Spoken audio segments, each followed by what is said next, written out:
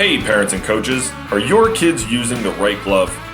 The most important skill for youth athletes to learn is how to play proper catch. The problem is, most youth gloves are made with bad leather and are too big for small hands. They actually make it harder to play catch. That's why former Major League Baseball shortstop Kevin Smith created Cali gloves.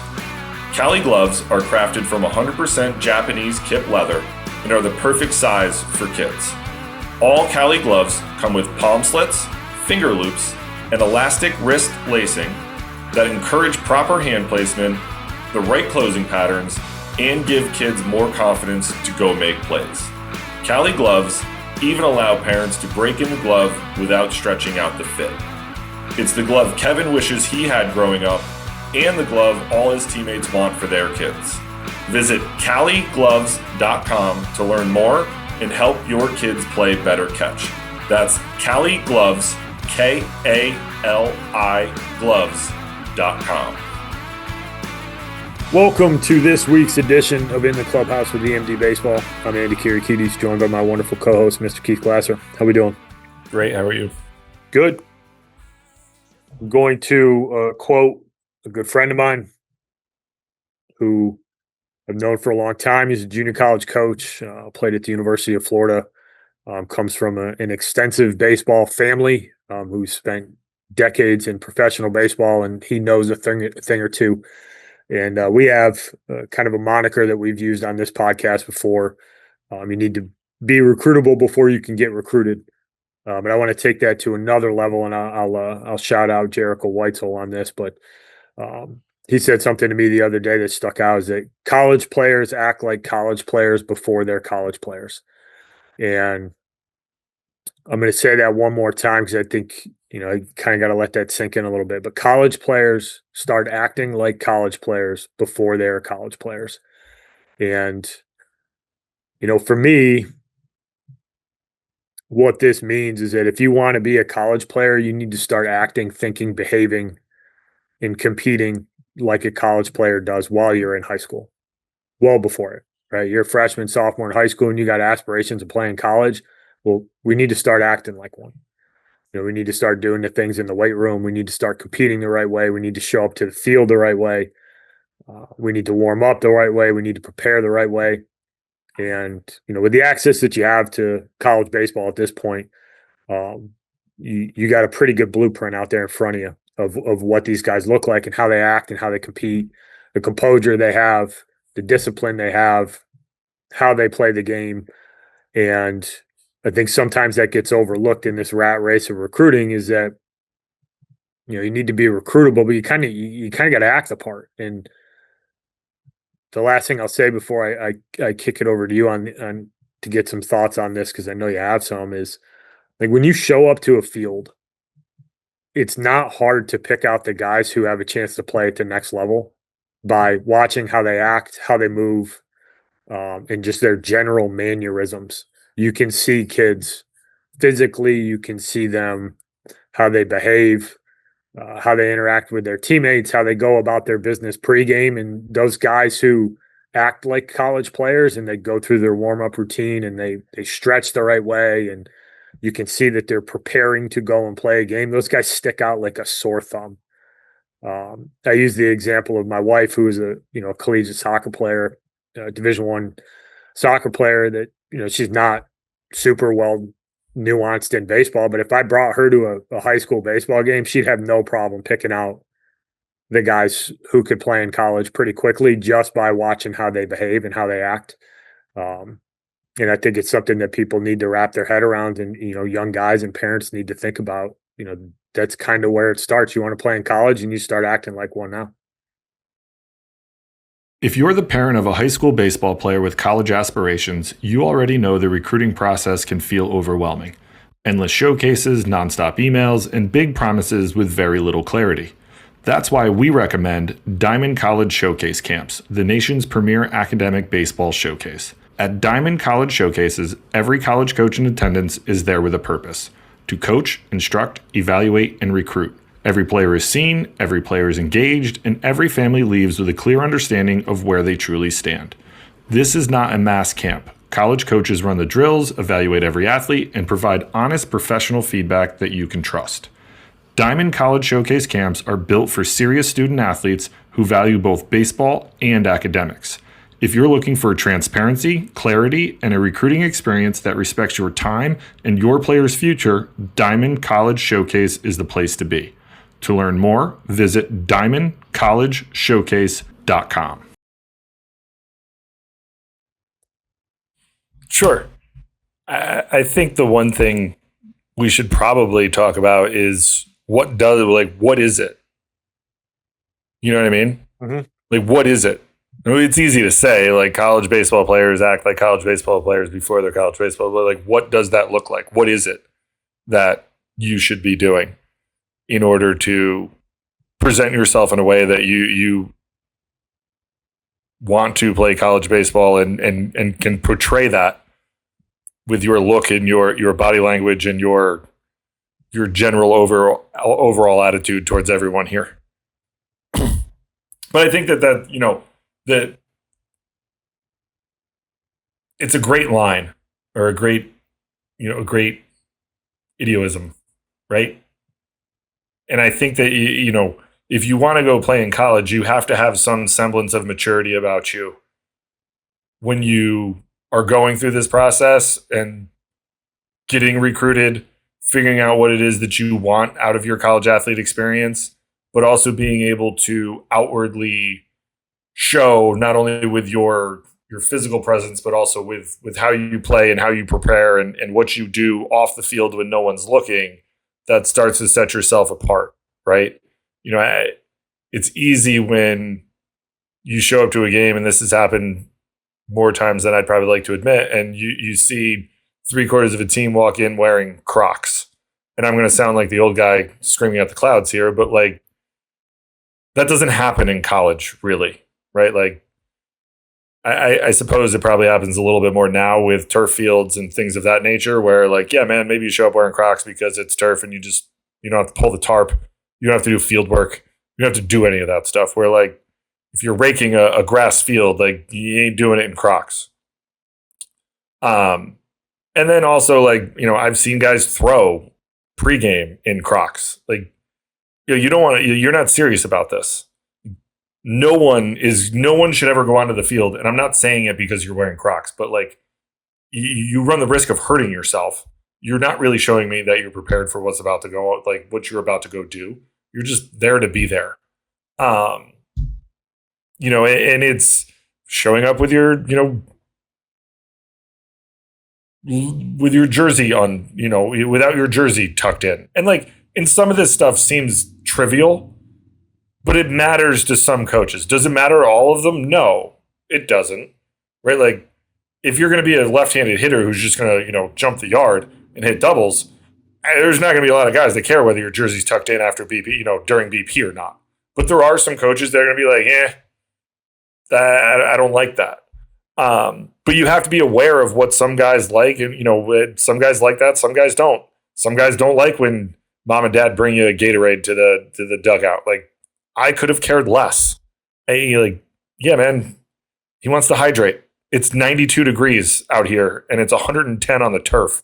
Like, kid probably went through 5 of them. Let him get hydrated. Who cares? But I think it's more the preparedness that you need to undertake in order to actually be considered to go play in college. And that's the weight room, being in the weight room consistently, week in, week out, multiple times a week, working on getting more physical, working on getting more strong, working on getting stronger, working on getting faster, those things. It's the classroom, making sure that you're going to class, turning in your stuff on time, getting the best grades that you possibly can.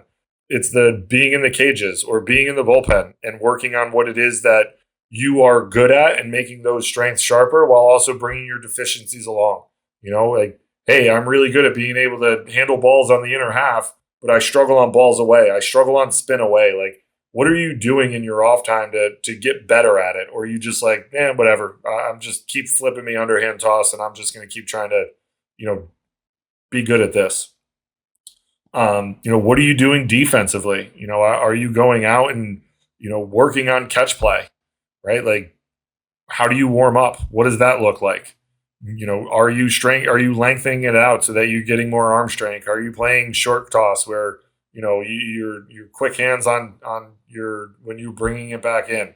What does that look like if you're a catcher? Like, it's pretty easy nowadays to be able to find a hack attack or a three-wheeled machine and just have someone feed it for 15 minutes and just catch as many balls as you possibly can and get good at receiving. Have them spike some balls, you can block them. Infielders, you can set the same machine up and take ground balls, right? Like, you don't necessarily need to have a fungo hitter anymore. Like, if you have access to that stuff, I mean, if you have a fungo hitter, awesome. But there's a lot of things that you can do in order to prep yourself for what it is that you want to go ultimately aspire to do. And it's not just I'm going to lift twice a week with my team, I'm going to hit once a week with my team, or I'm just going to take BP in practice and then think that that's going to be good enough. Because especially in a high school practice, you're not getting enough swings to really get yourself dialed in for what it is that you want to do. You're going to have to do more. And the same thing is going to hold true if you want to go play in college. You're going to have to do more. You're going to be hitting on your own a lot more than you're actually hitting in practice, because you're only going to get 20, 25 swings a day during BP. A little bit more, obviously, because if you have cages that are close to the field, you can hit in the cages, then come in and take BP, so you're taking some more. But ultimately, like, those 45 to 50 swings aren't going to be good enough for you to actually be able to be dialed in for what you want to do. You're going to have days where you're off, and you're going to want to go, work on some stuff in the cages afterwards or before. So it's being able to show the maturity to be able to go above and beyond what the best guy in your program is doing, because that's what you're going to have to do when you get there. And you turn in more days of doing more and being really good at what you do, you're going to ultimately start to see the fruits of your labor, where you're going to start being better when the lights are on. You're going to start getting noticed from a physicality perspective, and guys are going to want to recruit you. And then when they have conversations with people like us who you're working with, or with your high school coach, or with your travel coach, like, yeah, man, that kid his work ethic is off the charts. Like, he's always hitting. He's always taking more ground balls. He's always in the bullpen, not necessarily throwing all the time, but like trying to figure out different grips for breaking balls and trying to make his breaking ball sharper. He's trying to, make his changeup sink a little bit more, whatever it might be. And like, that clues in college coaches to, okay, this kid he has an idea of what he's trying to do. He's a rat. He wants to be really good at this game. That's a kid that I want to go down the road with from a recruiting standpoint. And if the compete factor ends up being off the charts, you're going to find yourself in a really good spot. But if you just want to do the absolute bare minimum and expect that you're going to be able to get unbelievable results, that's not really going to happen. You have to be willing to put in more time and effort than anyone else that and that's hard as a high school kid. But if that's what you want to do as a goal, that's what ultimately is going to lead you to the spot where you're going to be able to be recruited and ultimately end up and play college baseball. Parents, if you've ever felt overwhelmed trying to navigate youth sports, there's a new resource designed just for you, Team Match. Team Match is an online platform built to streamline how families find the right youth sports teams by location, sport, and skill level, all in one place. It also provides a safe, organized space for kids to share their accomplishments, stats, and highlights, while giving coaches and teams a clear way to connect with athletes who are the right fit. Less searching, less stress, more confidence in the process. Youth sports just got simpler for families. This is Team Match. Check it out today at teammatchsports.com. Yeah, I don't even need to double down on that, but just doing the things that people don't see that college guys are going to do, like all the extra work that you just talked about. I think the one piece I want to hit on a little bit is kind of the game day stuff. When you show up to the field, I think when you watch college guys or guys who are going to play in college, and it's very clear that they're going to go play in college, or if you go and watch a college game, there's a level of intentionality behind what they do. And there's an energy and focus about how they go about getting themselves prepared to play. And then there's a composure that is associated with them during the game. And, if you start with the pregame stuff, it's having some intention around how you're actually getting loose. right? We've all been to it. You go to high school games and guys do a couple arm swings and they jog a couple times and it's like, oh, well, I'm ready to go. No, you're not. The guy who plays in college will find a little extra time to make sure that he gets his full warm-up routine in. When the infielder who's going to play in college is playing catch, there's a certain level of precision to what they're doing. There's some intention behind how they're going about their business. There's some snap, there's some focus, there's some energy behind what they're doing. The guy who's going to go pitch in college doesn't throw some med balls and then go hop on the mound and throw their bullpen. They're gonna get hot. They're gonna run. They're gonna do a full dynamic stretch. They're gonna go through their catch play stuff. They're gonna do their arm care stuff. They're gonna have a routine that mimics that of a college player. And having been on the road and done this and been involved in college baseball for 20 plus years, sometimes it's as simple as guys making an adjustment to learn how to prepare that way, and you can see them unlock some skills that they may not have had just by being a little bit more intentional about how they show up every day. But the guys who already do it, they've got a leg up on their competition immediately because they're prepared. They're ready to go when they get there. And then some of the gameplay stuff, the play hard stuff. Guys who are going to play in college, they play hard. I'm sure there's some outliers out there, but they can smell an infield hit. They can go first to third. They're going to leg out a double. They're going to compete in the batter's box. They're going to get on and off the field. The guys that do that kind of stuff, they stick out when you go watch a game. When the guy's first out of the dugout every inning with some pep in his step, like that kid catches your eye. The guy who grabs his third baseman's glove because the third baseman, flew out to center field and he brings it out to him at second base. Like that seems like such a minimal thing. But when you're sitting there and you're watching all this stuff kind of play out and you've watched, thousands of games over your career, like there's certain really small things that clue you into like, okay, that's a little bit different. Not everybody does that. And you're looking for outliers. Like you're looking for the guys who do things differently. And differently might not be the best way to put it, but you're looking for guys who stick out with how they do things. And the preparation and how you show up and the energy that you bring to a field can really be a separator. And if you do it enough, you can really elevate yourself on a daily basis, period. So, if you don't know what an example of this looks like turn on college baseball. Watch how these guys act. Watch how they take pitches. Watch how they react to strike calls. Watch how pitchers gather themselves and are composed. Watch how guys get on and off the field. It's a free lesson in how you should behave and how you should act if you want to play at that level. Yes. I think we covered that one pretty good. Yes. All right. Thank you for listening, everybody. We'll talk to you next week. Thank you for listening this week. If you're watching on YouTube, go ahead and hit that subscribe button and smash that like button for us. Check us out on Apple Podcasts, Google Podcasts, as well as Spotify. You can follow us on Twitter and Instagram at EMD Baseball. If you want to find out what me and Keith do to help families and players navigate the recruiting process, go ahead and check us out on emdbaseball.com.